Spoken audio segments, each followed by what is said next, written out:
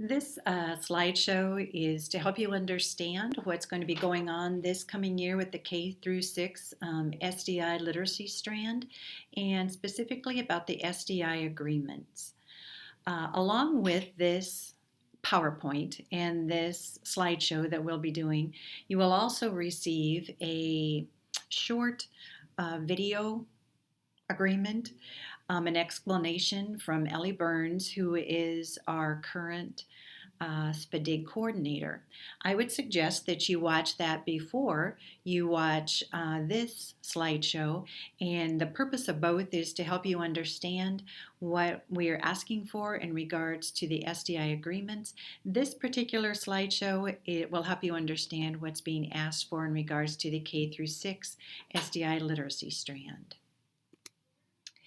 This slide is just sharing with you who we have returning this year for usability sites and also who are our new usability sites. You might remember that last year we had 12 original usability sites. We have 11 of those 12 that are returning, and you can see those listed.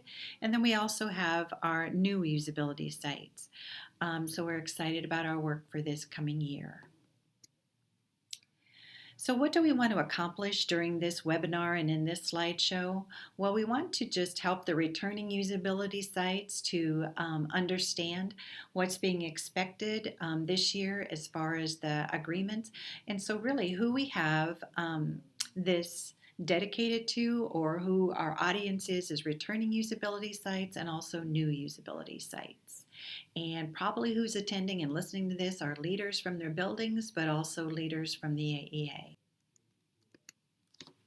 Just to remind you who is part of the K through 6 literacy strand work, we have Kathy Birch, who's from the Department of Ed, and she's going to be doing part of this webinar today.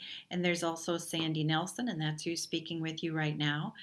The other members of our SDI design or work group are Rhonda Hilbert from Grant Wood, Lynn Hockenberry from Green Hills, Claudia Reyes-Fry from Mississippi Bend, Sue Severson from Heartland, and again, as I said, Kathy and I are both from the Department of Ed.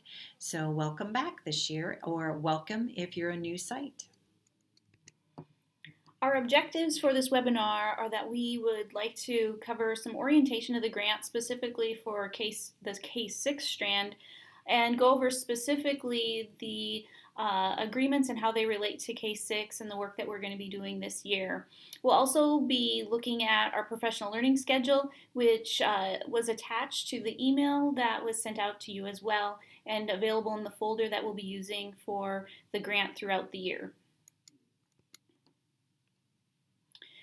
As Ellie Burns mentioned in the previous quick webinar, we are all usability sites for this year, and a usability site means that you'll be working with us as we collaborate and really test out some of the materials and build some of the materials that we used last year, as well as refining them for this year.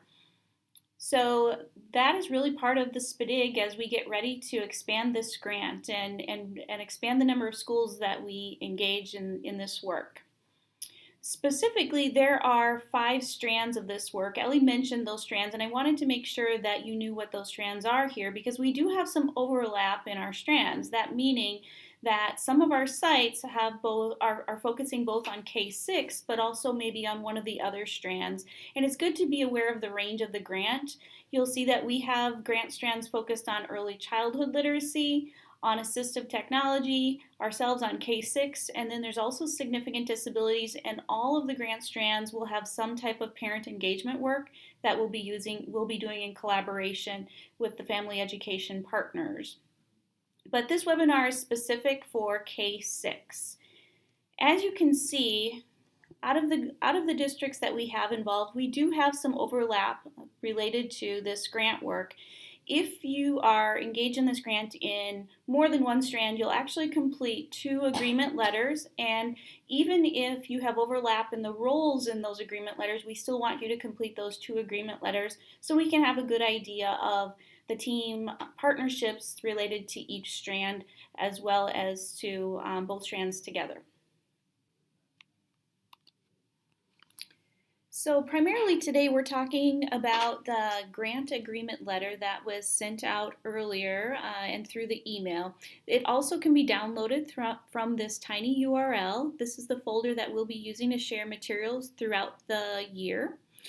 The purpose of this agreement letter is really just to aid in collaboration. We have a variety of stakeholders who are part of this work, and it's good to have some specific conversations about which roles persons will take on, as well as to consider how we might enlist supports later on in the project as we see our needs arise. One of the first agreements or commitments that you're going to find in the commitment letter or agreement is about the role of the building leader. So if you have not opened or have access to the agreement letter, you might want to do that at this time and just stop the recording and have it there in front of you so that you can look at the different parts of the agreement letter. But one of the first pieces that you're going to see is the role of the building leader. As we look at the 5 different strands, we find that the role of the building leader in the SDI team may vary from strand to strand. But when it comes to the K through 6 literacy strand, in the work that we did last year with our first group of usability sites, we definitely found that a building level administrator right there from the building was highly valued, and they needed to be an active part of that SDI K through 6 team. So you're going to see here some of the commitments that a building leader would need to make as they think about becoming a part of the SDI K through 6 team, and to as they sign that agreement. So you're going to notice for each one of these different parts that there is an actual place where you're going to fill out and provide information as to who that building leader or leaders is going to be for your SDI team. The next commitment is that you do need to have an SDI team. And if you're a returning site, you know that each one of our 12 sites put together a team of people last year. So if you're a new site, you also need to be thinking about who you want to have on your SDI team.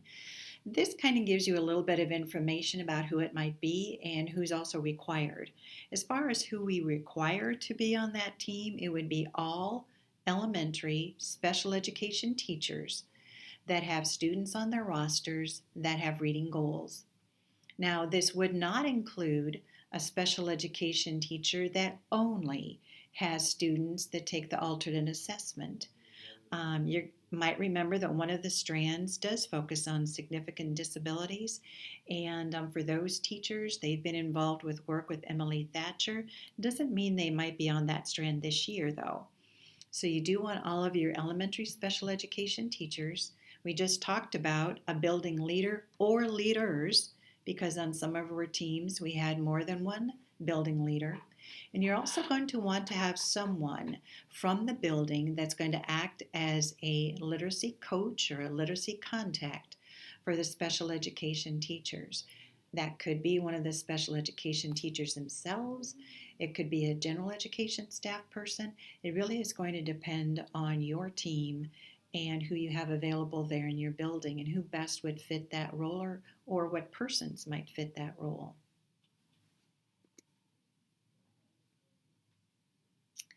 As far as the SDI team commitments, you're going to see listed here some of the things that you need to be thinking about for this coming school year. You do need to set up a schedule for meeting at least monthly, and that would run for the whole year. You do need to agree that you're going to analyze building data for the system, but also you're going to have time to analyze the data for each student that has a reading goal. You're going to want to be able to collaborate and use that data to create and implement a building level action plan for specially designed instruction around K through 6 literacy. And at one of our first meetings with you, we'll be helping you with that. You're also going to want to think about that you're going to learn together.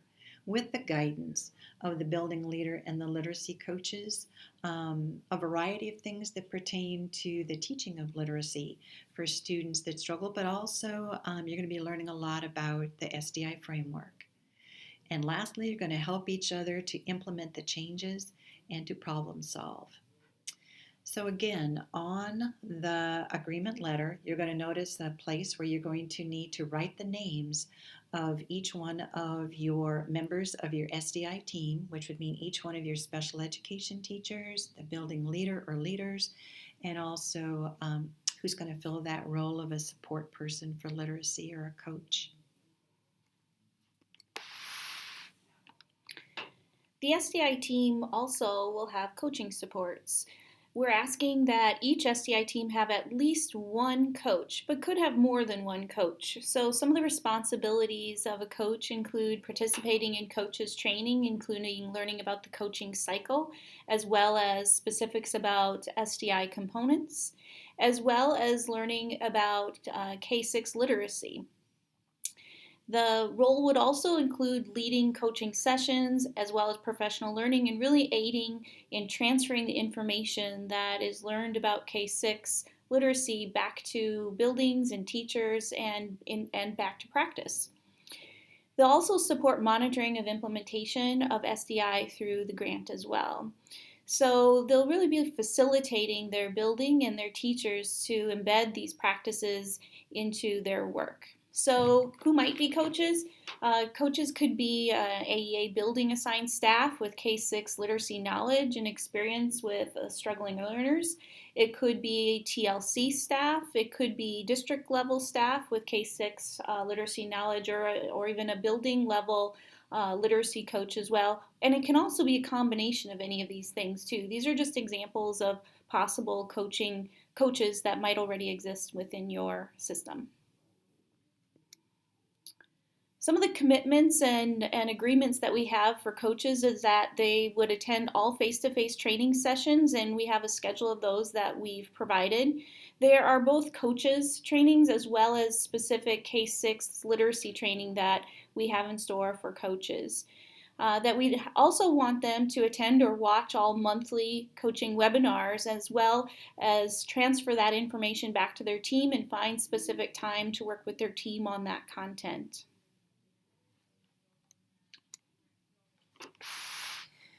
Well, who else needs to make some commitments to this work? Well, definitely your AEA partners that are part of your SDI team, but also we're looking for administrative support from our AEAs.